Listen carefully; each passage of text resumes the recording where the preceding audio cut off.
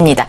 자, 오늘 시장 옵션 만기임에도 불구하고 큰 폭의 하락은커녕 상승 흐름이 나타나고 있습니다. 코스피 같은 경우에도 2000선 훨씬 뛰어넘어서 현재는 2020선을 가리키고 있고요. 코스닥 시장 584선을 가리키면서 전거래일 대비해서 약 1% 넘는 상승 흐름이 나타나고 있습니다. 자, 이러한 단기간의 급등세, 해외에서 들려오는 호재 소식이다 이렇게 해석을 하는 경우도 있는데 오늘 장에서 삼성전자도 현재 강세를 나타내고 있고요.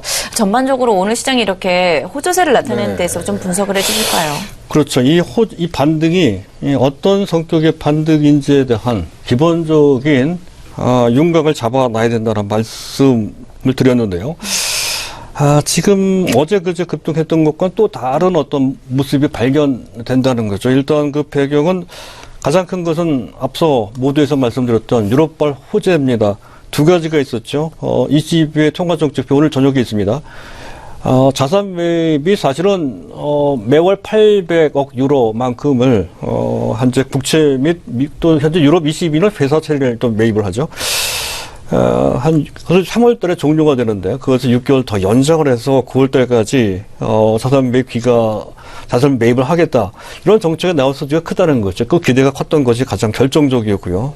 또 최근에 이제 문제가 됐었던 이탈리아 국민투표와 관련돼서 이탈리아 은행 문제가 있었던 것이죠. 그런데 이탈리아 관계당국에서 현재 자금 지원을 통해 문제가 된 세계적으로 가장 오래된 은행 BNPS와 그리고 이탈리아 최대 은행이 유니크레디트 같은 현재 그런 은행이죠. 이들 은행 주가가 폭등을 했습니다.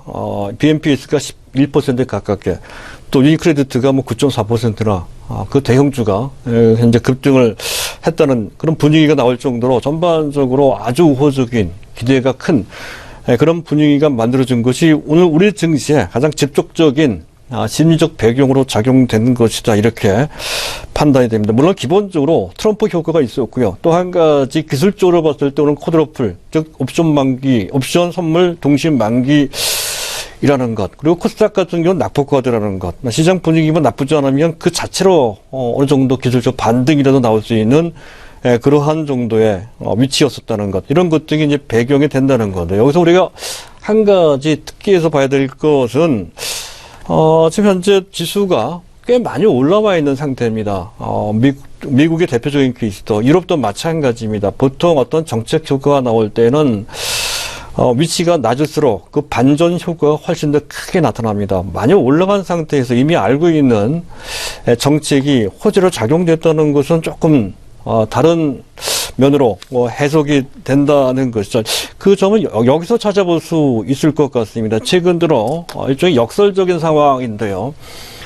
트럼프 효과 때문에 또 금리 인상이라는 그런 경로가 가팔라진다라고 하는 것, 그 이유 때문에 채권 시장이 얼어붙었습니다. 가격이 폭락을 했죠. 그래서 그 부분이 국제시장까지 영향을 미쳐서 국제 가격을 떨어뜨리고 국채 금리를 끌어올리는 그런 모습. 대표적으로 스페인 국제 10년물이나 이탈리아 국제 10년물 같은 경우에 거의 1% 정도 수준이었던 그 금리가 최근 들어 거의 2배 수준, 2% 정도 수준으로 치솟아 올라가게 됐다는 건데요. 거기서 아주 묘한 틈새가 발견됐다는 것이죠. 그 전 ECB에서 통화정책회의, 즉 추가적인 양적 완화 얘기가 나오고 그 기간까지 연장을 하거나 또는 현재 지금 LTRO를 계속 강화시킨다든가 하는 식으로 계속 완화책을 낼 것이다라고 하는 것, 또 실제 그렇게 내기도 했었고요. 그런 것이 먹혀 들어가지 않았던 것은 사실은 국채 매입을 한다고 하더라도 워낙 현재 국채 및 우량 회사채 매입할 자산이 없었습니다. 사실상 풍기 상태였었다는 것이죠. 그래서 독일의 10년물 국채 같은 경우에 하도 많이 현재 물량이 없다 보니까 그래서 프리미엄을 주고라도 즉 마이너스 금리 상태로 국채를 발행할 정도로까지 국채 가격이 이상 급등을 했던 것이 최근까지 현재 유럽의 국채 및 회사채 시장의 실정이었습니다. 그랬던 것이 트럼프 효과 때문에 즉 현재 국채 가격이 폭락하는 바람에 그러한 풍기 현상이 해소가 됐어요. 시장에 그 물량을 확보할 수 있는 단계가 됐다는 것입니다. 그래서 매월 800억 유로씩 현재 지금 자산 매입하는 데 있어서 숨통이 트이게 됐습니다.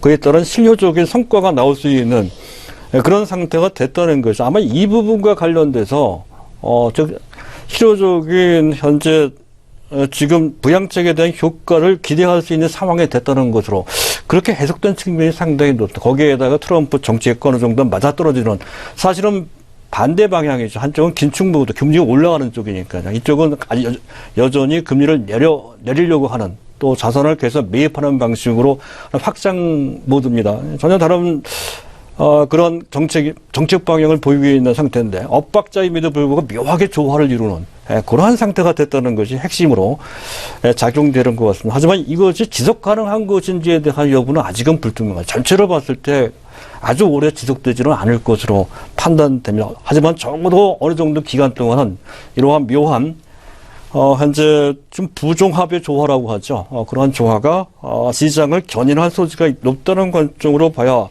될 것 같고요.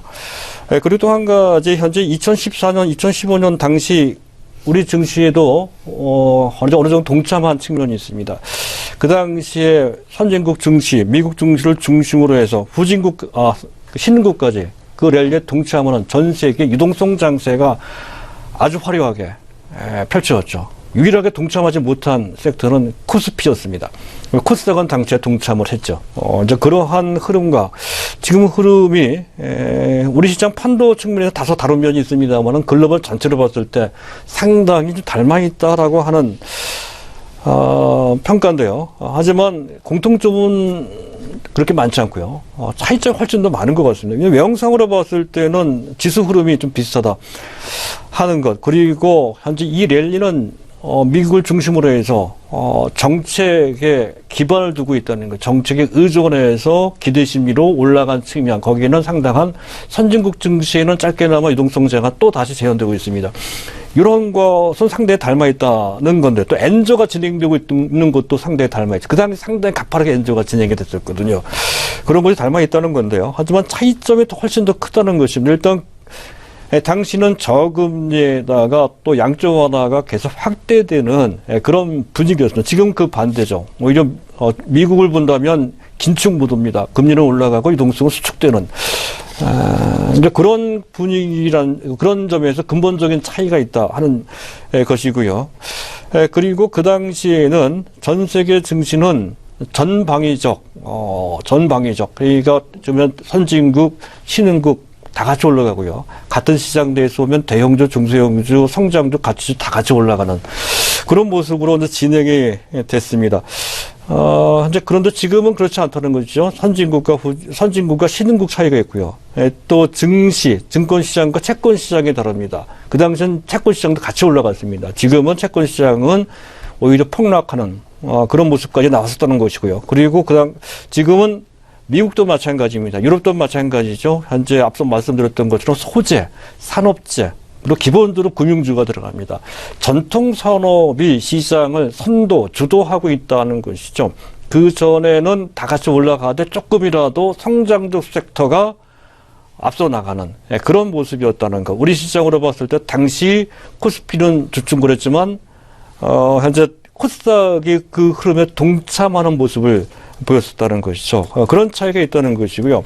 한국 시장으로 좀 좁혀놓고 본다면 그 전에는 앞서 말씀드렸던 중소형주, 성장주 섹터, 우리나라 식음료주까지 다 포함이 됩니다. 건설, 건자주 다 포함이 되죠. 그들 종목의 세계적인 트렌드, 지수 흐름에 동참하는 모습을 보였던 것인데 지금은 그 반대입니다. 대형주가 가고 중소형주가 처지는 또 시장으로 본다면 코스닥보다는 코스피가 좋고요. 또 내수주보다는 수출주가 의외로 좋습니다. 상당히 많이 진행이 되는데 벌써 1년이 됐어요. 그럼에도 또 좋아요. 그리고 성장주보다는 가치주가 좋습니다. 과거에 가치주였다라고 했던 것, 가장 대표적인 종목이 오뚜기 같은 종목이죠. 10년 전에는 전형적인 가치주가 오뚜기였습니다. 지금은 오뚜기가 가치주가 아니죠. 인기주입니다. 아직까지도요. 그런 측면에서 달리 방향을 봐야 된다는 것이고요. 그리고 이런 것을 보면 우리나라 시장은 글로벌 시장과 조금 다릅니다. 글로벌 시장은 전체 시장 다 같이 움직이는 상태에서 움직이는 섹터가 선별된 쪽으로 압축되는 그러한 움직임이라고 한다면 우리 시장은 위상이 바뀌는 겁니다. 중소형주 또 성장주 위주의 그러한 상태에서 완전히 성격에 다른 쪽으로 전이 되는 그런 상태가 되고 있다. 바로 그것 때문에 상대적으로 못 간 이른바 전통 산업주, 기관 산업, 현재 철강, 조선 그리고 금융주, IT도 거기에 포함이 될 겁니다. 이런 종목들이 그간 올라가지 못한 것까지를 메꾸는 보다 강한 랠리가 나오는 배경으로 작용된다는 것까지 보신다면 전반적인 윤곽을 잡는 데 도움이 되실 것 같습니다.